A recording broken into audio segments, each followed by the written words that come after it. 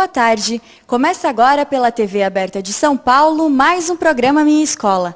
E no programa de hoje teremos um bate-papo sobre escarlatina. Em inglês ela se chama Scarlet Fever, porque a febre quase sempre é uma das manifestações principais. Na sequência, iremos conversar com a doutora Margarida sobre o porquê dos porquês das crianças. A criança ela não tem noção, ela ainda não tem o entendimento daquela pergunta, daquela questão. Então, é importante que a resposta venha com muita tranquilidade.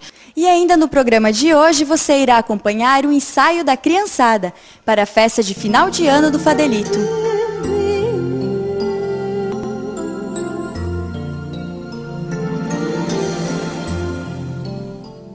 E ao término do programa, teremos o nosso quadro Brincando com as Letras e as dicas culturais da semana. O P de? Pato. De pato. E agora a última letrinha? O. O de? Ovo. Fiquem agora com bate-papo com o Dr. Paulo sobre escarlatina e catapora. E agora o assunto é escarlatina e catapora. E quem conversa com a gente é o Dr. Paulo, que é pediatra. Boa tarde, Dr. Paulo. O que é escarlatina e quais suas causas e sintomas? Então, boa tarde. A escarlatina é uma doença infecciosa. Ela corresponde a um grupo de doenças que a gente vê na infância, que são as chamadas doenças exantemáticas da infância. A escarlatina, ela é causada por uma bactéria chamada Streptococcus. O Streptococcus é a bactéria que mais frequentemente causa as infecções de garganta, as amidalites. A maior parte das amidalites são virais. Quando elas são bacterianas, o Streptococcus é o micróbio que mais frequentemente acomete a garganta. E a escarlatina é uma infecção de garganta em que o micróbio, esse chamado Streptococcus, ele produz uma toxina que causa um vermelhidão de pele. Então, a escarlatina é uma infecção de garganta com uma manifestação de pele bastante característica, bastante típica. Quem já viu e quem tem experiência com isso faz o diagnóstico com alguma facilidade. E quais os sintomas? A escarlatina ela é uma doença que dá febre. Tanto que em inglês ela se chama Scarlet Fever, porque a febre quase sempre é uma das manifestações principais. Ela dá febre e ela dá um vermelhidão pela pele, que começa no rosto, depois ela se estende pelo tronco e que parece ou simula uma queimadura de sol. Parece que a criança fica bronzeada. Isso é a manifestação mais típica. Se a gente olhar de perto, são pequenas pápulazinhas que a criança forma, com vermelhidão, que se confluem. Então é um mesantema que a gente chama de máculo papular. A pele fica quase que se fosse uma lixa, um aspecto de lixa na sensibilidade tátil, e a visualização, o vermelhidão, ele é um vermelhidão mais para o lado violáceo. Essa é a manifestação da escarlatina, é a febre, com infecção de garganta, com vermelhidão de pele. O quadro mais típico tem uma língua que parece uma framboesa. A gente olha a língua da criança, parece bem vermelha, inchada, como se fosse uma framboesa. O céu da boca com alguns pontos avermelhados e a garganta com pus, geralmente. Então, essa é a composição do quadro clássico da escarlatina, com algumas variações. Às vezes não é o quadro completo, às vezes o médico tem um pouquinho mais de dificuldade por não ter todos os sinais presentes. Mas com boa experiência e com tudo mais, o diagnóstico não é feito com dificuldade, ele é feito com facilidade. E agora, o papai e a mamãe de casa, o que eles devem fazer, o que deve ser feito? A escarlatina é uma doença infecciosa bacteriana, ela precisa ser tratada com antibiótico. Então, se houve a suspeita de escarlatina, o médico ele tem que fazer o diagnóstico e ele tem que introduzir antibiótico, por algumas razões. A escarlatina, quando na era em que não existiam antibióticos, isso no começo do século XX, ela não era tratada, ela era uma doença que tinha uma evolução espontânea. Se a gente não tratar a escarlatina com antibiótico, ela regride sozinha. Mas existe um ônus que às vezes o paciente pode pagar por conta disso, que são as complicações secundárias, chamadas complicações não supurativas. As escarlatinas não tratadas ou maltratadas, elas podem fazer com que o indivíduo desenvolva, não comumente, mas em algumas circunstâncias, com duas doenças principais, que são a febre reumática e a nefrite. São complicações reumáticas ou complicações renais. Esse é o grande problema da escarlatina não diagnosticada e principalmente não tratada. E alergias, elas podem ser desenvolvidas a partir da escarlatina, através da sensibilidade da pele? Mais ou menos. A escarlatina, como eu falei, ela dá um vermelhidão e na evolução da doença a pele se descama com muita coceira. Às vezes a criança se queixa de um prurido, uma coceira muito intensa, e a pele se descama. A pele em si, ela se descama como se fosse uma poeira saindo. E os dedos, eles se descamam como se fossem dedos de luva se separando do corpo. Esse é o quadro típico. A pele fica mais sensível, ela fica irritada, mas exatamente a alergia ela não dá. O que às vezes acontece é que crianças suscetíveis ao micróbio, ao estreptococo, podem, aquelas crianças que já são alérgicas, por exemplo, crianças asmáticas, em alguns casos, eles desenvolvem crise asmática na presença de uma infecção do tipo da escarlatina. Então, o germe, o micróbio, ele pode produzir alergia desse tipo em algumas crianças suscetíveis. E agora, doutor Paulo, dicas às mamães e aos papais de casa, como tratar as crianças, como cuidar com essa doença? Criança com febre, criança com manifestação de pele, mais ou menos com essas características que a gente falou, tem que procurar um serviço médico, tem que levar ao cuidado médico para que o diagnóstico seja feito, até porque a escarlatina ela se confunde com outras doenças. Existem outras doenças febris que também dão erupção de pele, e que às vezes os cuidados são distintos, são diferentes. Então é preciso fazer o diagnóstico. E o diagnóstico, como eu disse, quase sempre é clínico, ele é pela visualização do paciente. Embora exista até alguns exames que a gente possa lançar a mão, mas na verdade o diagnóstico ele é clínico. O médico olhando, ele faz o diagnóstico e ele institui o tratamento adequado. E sobre a catapora, doutor, o que é? A catapora é uma outra doença exantemática da infância. Então, são várias as doenças exantemáticas. Quando eu digo doenças exantemáticas, são aquelas doenças febris e que dão manifestação de algum tipo de erupção de pele. A catapora é uma delas. A erupção da catapora... então, antes disso, a catapora é uma doença viral. Ela é o contrário da... Não é o contrário, mas ela é diferente da escarlatina, que é uma doença bacteriana. A catapora ela é viral. É um vírus que faz com que o indivíduo tenha febre durante um período inicial, tem um quadro meio que catarral, meio inespecífico, e em seguida desenvolve pela pele inúmeras bolhas, inúmeras primeiro manchas róseas pela pele, em seguida pequenas bolhas que quando explodem, quando estouram, elas formam algumas crostas. Então o quadro típico da catapora são lesões avermelhadas com uma pequena bolhazinha por cima que em seguida estoura e forma uma crosta. E que é essa mais ou menos a caracterização da catapora. É uma doença viral. É uma doença viral que cursa com febre, um quadro respiratório inicial e depois essa manifestação de pele. E qual é a forma de contágio e o tratamento aplicado? Forma de contágio. A catapora é uma doença extremamente contagiosa. Extremamente contagiosa. O convívio com a criança que não teve catapora, convivendo com outras, ou na escola, ou em casa, ou tudo mais, se a criança não tem a proteção, se ela não foi vacinada, ela fatalmente deve desenvolver a catapora. Porque o contágio, além de respiratório, ele é feito pela secreção das bolhas. Tratamento. Não há tratamento para catapora.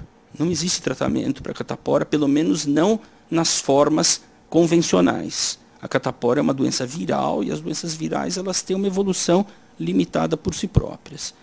Casos especiais, crianças imunossuprimidas, aquelas crianças que têm ou que sofrem quimioterapia, crianças que são portadoras de AIDS, crianças que têm alguma doença imunológica, essas têm uma catapora muitas vezes mais grave. E para essas sim, aí existem tratamentos com medicações antivirais. Algumas delas são conhecidas, uma delas chama da ciclovir, a outra é o fanciclovir. São várias medicações que a gente usa, que são medicações antivirais que na catapora convencional não é utilizada porque não se justifica, porque a gravidade não compensa o uso da medicação. Mas naquelas situações em que a catapora pode ser mais grave, que são, como eu disse, nas crianças que são imunossuprimidas, crianças que tomam corticoide por longo período de tempo, crianças que tomam quimioterapia, crianças que têm alguma doença de base, essas podem ter cataporas graves e para essas o tratamento deve ser instituído, que são as medicações antivirais. Qual é o tempo médio de manifestação da doença? O tempo todo de manifestação da catapora é de 5 a 7 dias. Então, em 5 a 7 dias, o indivíduo desenvolve aquela febre inicial, um quadro respiratório inespecífico, em seguida a manifestação de pele, que ao cabo de 5 a 7 dias evolui totalmente para crostas, essas crostas depois elas caem e a doença se encerra por aí, o ciclo da doença se encerra por aí. E há uma idade específica para ela se manifestar? A catapora é uma doença geralmente de idade pré-escolar ou idade escolar. A gente fala idade pré-escolar, aquela idade que vai a partir dos 3 anos até os 5 anos, e a idade escolar dos 5, 6 anos até o início da adolescência. São essas as fases em que a catapora mais se manifesta, ou se manifestava. Hoje em dia a gente não vê tanta catapora mais por força de uma vacina que já é empregada há alguns anos e que diminuiu muito a incidência de catapora. Tá? Mas a idade em que ela se manifesta é a idade de fase pré-escolar e escolar, que é quando a criança tem um convívio social maior, ela entra em contato com outras crianças que são potenciais contagiantes e acaba tendo o contágio, que o contágio, como eu falei, ele é muito fácil. A doença é muito contagiosa. E por último, doutor, primeiramente agradecendo o senhor pela participação no programa Minha Escola, quais são as precauções que os papais e as mamães devem ter com relação à catapora? Quem contraiu a catapora deve se precaver das infecções secundárias. A pele na catapora, ela, como eu disse, ela fica coberta de bolhas e facilmente essas bolhas podem sofrer aquilo que a gente chama de uma infecção secundária. Quando a criança coça, usa as unhas, isso pode se contaminar e se tornar uma outra doença, se tornar uma piodermite, por exemplo. Então, essa é uma precaução que deve ser tomada, não deixar que o processo se infeccione. Agora, existe uma precaução anterior, conforme eu citei a vacina. A vacina de catapora é uma vacina que está disponível já há alguns anos, há no mínimo uns 15 anos, que eu me lembre, e ela é uma vacina bastante eficaz. Ela é uma vacina que, quando empregada, ela previne a catapora na quase totalidade dos casos. Então, é por essa razão mesmo que a gente não tem mais se deparado tanto com catapora no consultório pediátrico, principalmente quando a gente tinha há uns anos atrás. A catapora ela tem desaparecido por força da vacina. A vacina ela deve ser empregada, não há nenhuma justificativa para que ela não seja usada, apenas ela não é distribuída ainda nas redes públicas. Ela é uma vacina que tem que ser administrada em redes privadas, mas logo, logo ela deve estar na rede pública e isso deve fazer com que a maioria das crianças tenha cobertura vacinal. E para você que está nos acompanhando no programa de hoje, lembra o nosso blog, que é www.programaminhaescola.blogspot.com. Agora a gente vai a um breve intervalo. Até já!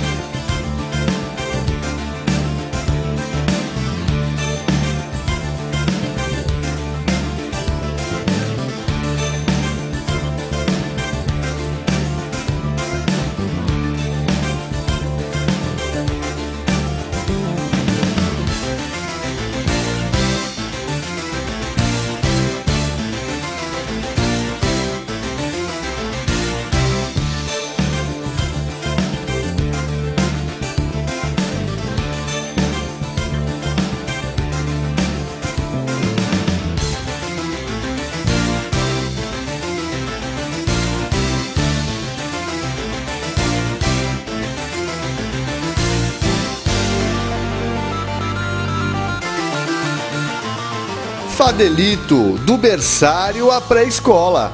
Um lugar para crescer, aprender e principalmente ser feliz, muito feliz. Fadelito, educação infantil de qualidade.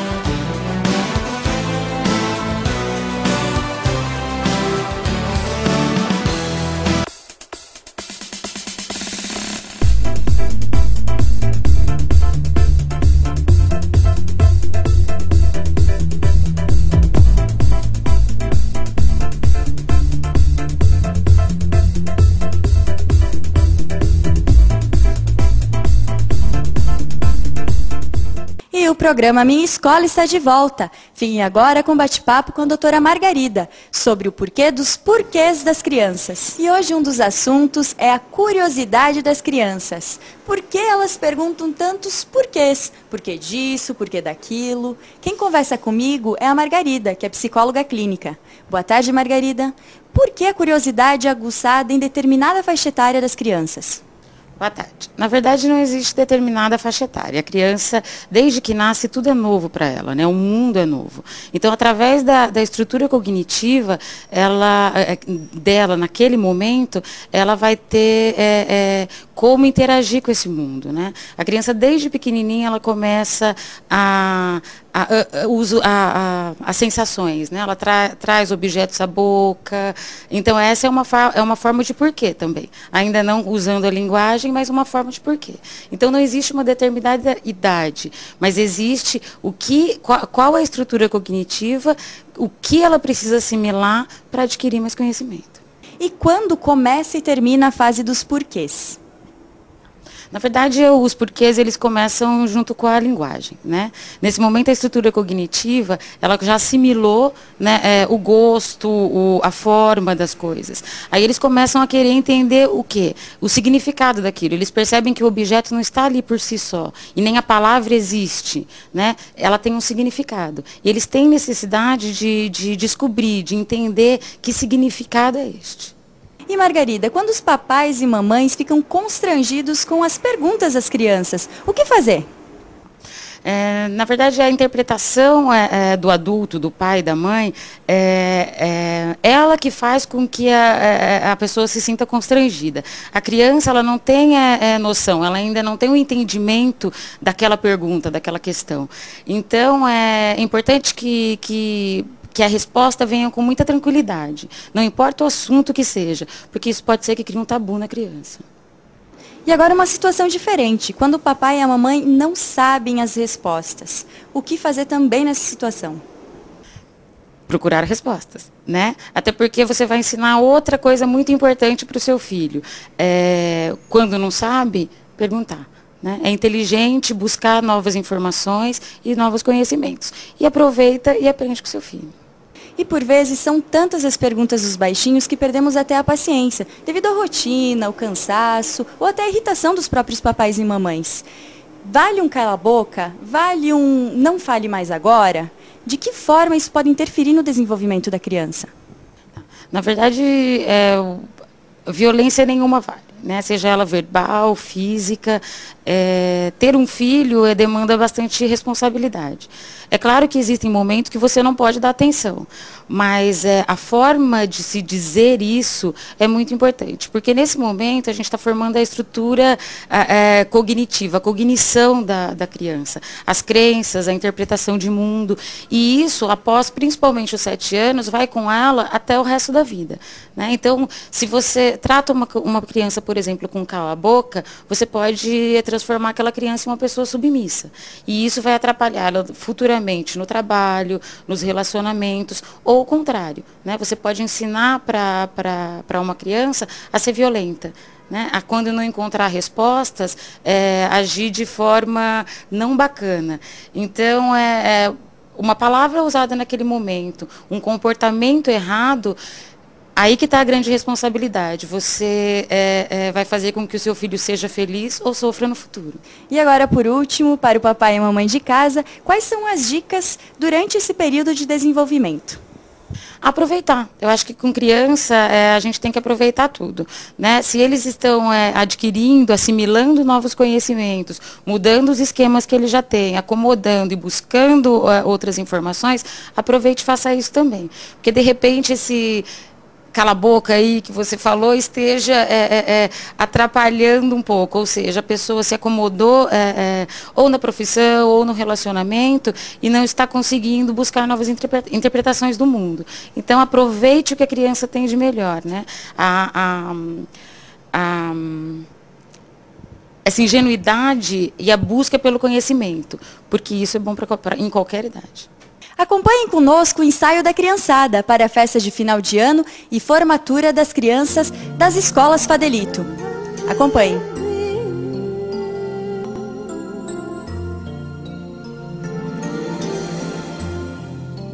Sentimentos são fáceis de mudar. Mesmo entre quem não vê que alguém pode ser seu par. Basta um olhar que o outro não espera para assustar e até perturbar. Mesmo a velha sentimento assim sempre é uma surpresa quando ele vem nada o detém. É uma chama acesa.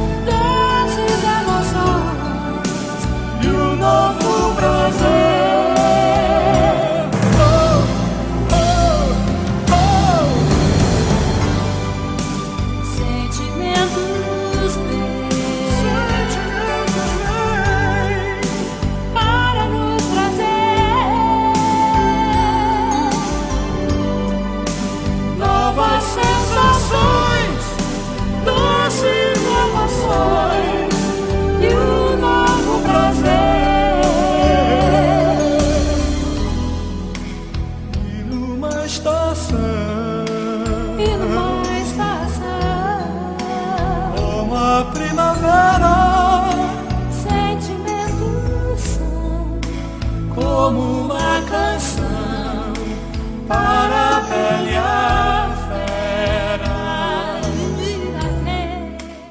E chegou a hora do quadro que a criançada adora, o Brincando com as Letras. Vamos à Granja Viana? E no programa Minha Escola dessa semana, estou aqui na unidade Granja Viana do Fadelito. E quem vai brincar comigo no Brincando com as Letras é a... Isabela. Isabela. E quantos aninhos a Isabela tem? 5. 5. E qual turminha você frequenta, Isabela? Jardim. Jardim. Quem é a tia?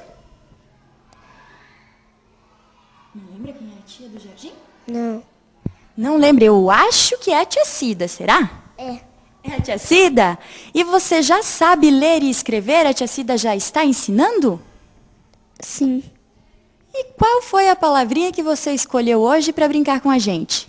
Sapo. Sapo? Será que você já no jardim com 5 aninhos sabe escrever a palavrinha sapo? Ou pegar as letrinhas? Sim. Sim, então qual é a primeira letrinha da palavrinha sapo? S. S, cadê o S? Achou, então mostra para o papai e para a mamãe em casa o S. Isso! Agora vamos deixar aqui. Agora, qual é a segunda letrinha, você lembra?